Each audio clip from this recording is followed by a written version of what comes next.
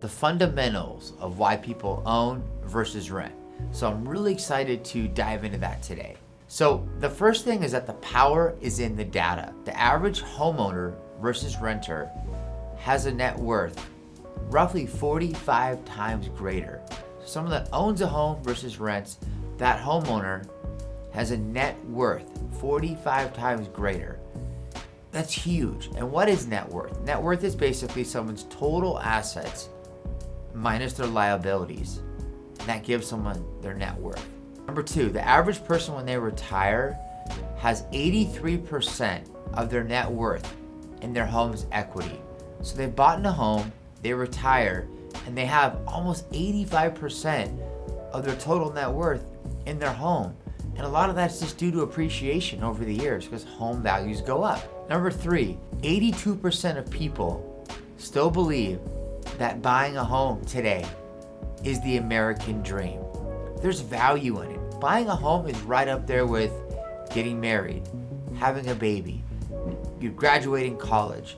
It's one of those things nobody can take away from you, and it leaves a legacy. All right, so when you own a home, a lot of times what you want to do is do a side-by-side comparison, because the client's not always going to understand, the ancillary benefits of owning. They're going to look at the payment versus the payment, but that's not the right way to go about it. When someone owns a home, there's advantages. Let's talk about those. When you own a home, there's a lot of benefits that someone might not see unless they're explained. Number one, mortgage interest is tax deductible. So what that means is when you own a home, your lender at the end of the year is going to send you what's called a 1098. What that basically does is it shows your annualized mortgage interest you paid for that year. You're going to give that to your accountant or whoever prepares your taxes. You're going to get a larger refund. You can get up to $10,000 more, or you can get up to $10,000 more. That's $833 a month. And in our Southern California area, a lot of people are going to be right at that ceiling or over. So you have to look at that as a big offset. Most loans are going to be what's called fully amortizing or principal and interest. What that means is when someone makes a payment, there's a portion that automatically goes towards their principal balance. With that, they're building equity and growing their net worth with every single payment. The other thing is even taking a really conservative approach over the last 10 years, because the last few years have kind of been outliers, anomalies for how fast the market's gone up. But if you even use a 4 to 6% average appreciation factor, and you look at that over a 3, 5, 7-year span, because you can't look at it in a 6-month or year span. You have to look at it you want to look at it in a short-term, mid-term, and long-term type of example. But if you look at how much their home will go up, how much they're paying in principal, how much they're getting back with those tax deductions, then you cross-compare it with someone that's been renting for 3, 5, 7 years. People don't realize if they've been renting for 5 or 10 years, how much money they've spent. $300,000, $400,000, $500,000. So what I like to do, and I have a model I want to share with you. It shows the rent version versus the homeowner version. Even taking a conservative approach for those homeowners and look at how someone can spread their net worth. So let's even talk about some more of the reasons why people buy homes. The average cost in the United States to move is $5,000.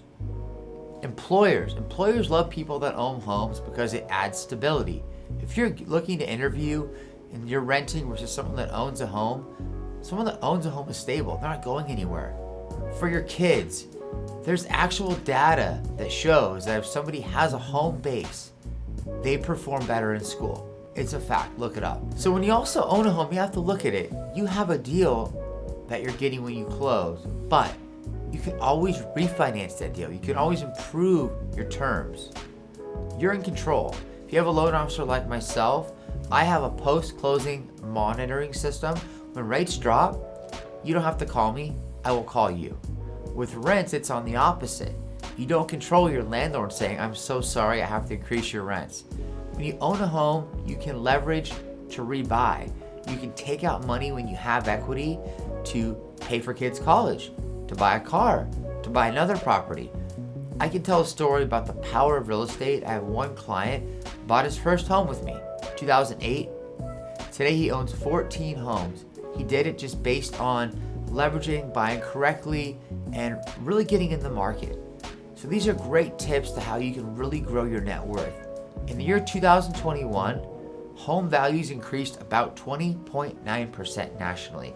There was a study that came out that someone that bought a home for $1 million and their home went up about $210,000 in appreciation, that average client buying for $1 million in that year actually made more money with just owning their home than in their standard job. So there's some cool facts here, guys. I believe in home ownership. I'm so excited to teach you more about it. But if you don't have these compelling facts and data and really believe in the product, then your client's not going to see that. So hopefully this is helpful, Team Beach Cities, to get you guys started. More to come. Contact me. Let's create a model for all of your clients. Let's get those key rebuttals based on proven data, based on what the experts are saying. And let's get some people into homes. They always say the best time to buy a home was always 5 years ago.